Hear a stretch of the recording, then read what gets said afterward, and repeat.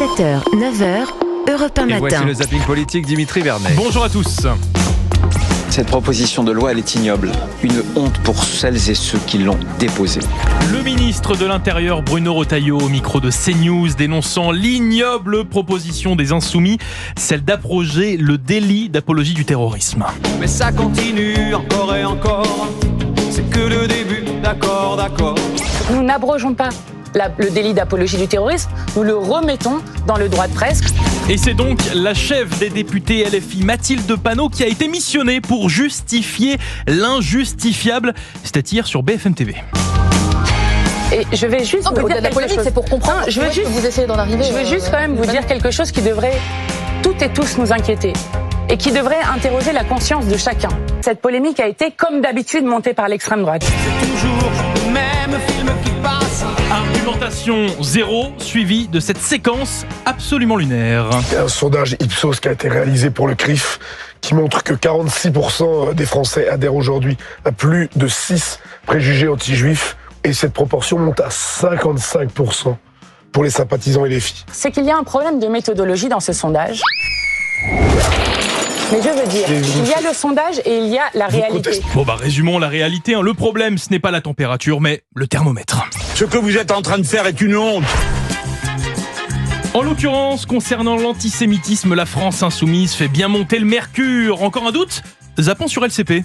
Bonjour, Ercilia Soudet. Bonjour.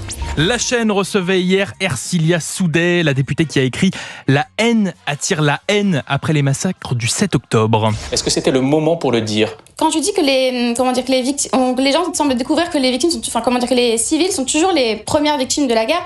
Désolée, mais je comprends pas un seul mot de tout ce que tu racontes. En fait, alors peut-être que les gens n'ont pas compris qu'il y avait de la compassion pour les victimes, mais moi si, en fait, dans cette phrase, pour moi, il y a de la compassion. Ah ! Mais il y a de la compassion, non pas seulement vis-à-vis de ce que leur en fait subir le Hamas, mais vis-à-vis en fait de. C'est complexe, hein. De ce qu'ils ont subi du fait de l'aveuglement en fait de l'ensemble de la scène internationale. C'est de la bouillie tout ça. Ouais. C'était pas mauvais, c'était très mauvais.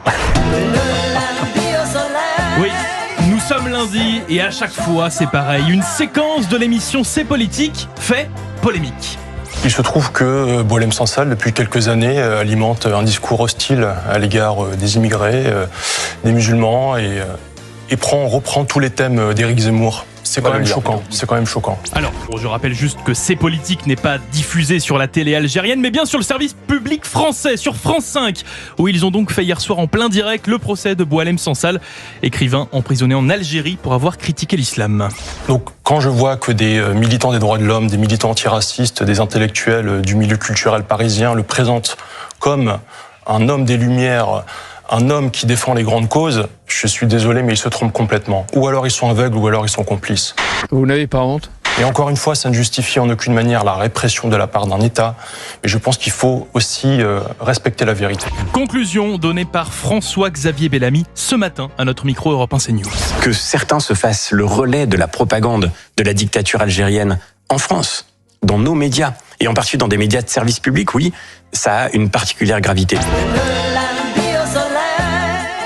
Nous ne sommes que lundi. Merci beaucoup Dimitri Vernet pour votre zapping politique. Dans un instant, l'heure des pros sur Europe 1. Bonne journée.